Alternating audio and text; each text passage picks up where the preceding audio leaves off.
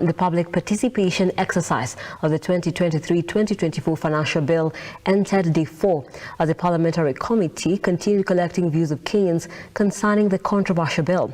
However, different stakeholders criticized the bill, asking Parliament to reverse it. SportPesa betting company was among the firms which appeared before the committee, terming the Bill Tax Act as unbearable to Kenyans. Shadrach Kareria now reports.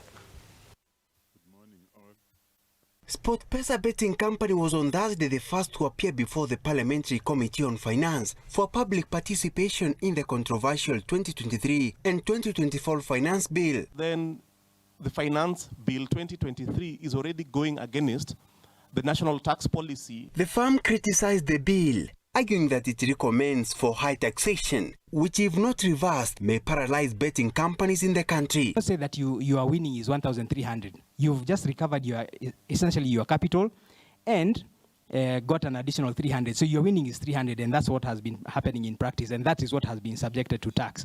And so we are requesting that that definition of winnings be removed so that we remain with the status quo, which is taxing the winning element as has been defined by the High Court.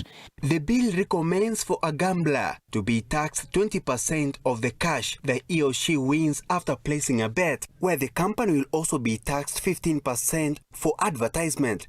A move SportPesa says will make Kenyans keep off betting business. Now, in terms of winnings and advertising, really, when you win and you're taxed at 20%, we are saying it's the betting companies that incur that cost eventually, because I have won 1 million shillings, I expect to see 1 million shillings in my bank account. And that's the reason why we are saying it's really a multiple taxation.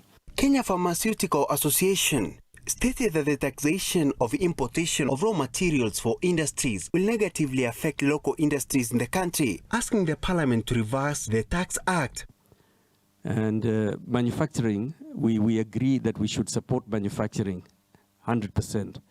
And we're in favor of supporting manufacturing, but not where there is no economical sense. Manufacture is enhanced, and that's why we are saying there needs to be a level playing field. We're actually not saying 20% on local manufacturing, we're saying level the playing field and consider taking away the excise duty. Concerns surrounding the constructions of affordable houses were served hot here, as Housing PS Charles Hinga struggled to make the MPs understand the deduction of the 3% levy. So you are contributing, but you have a direct benefit. And what is that benefit?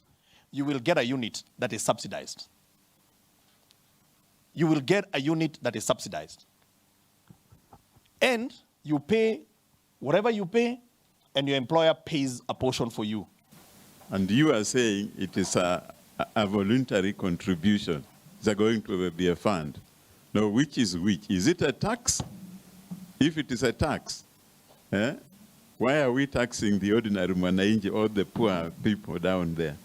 If it is voluntary, why don't you leave it? If it's a fund, why don't you leave it for people to come up and say, me, I'm going to join the team.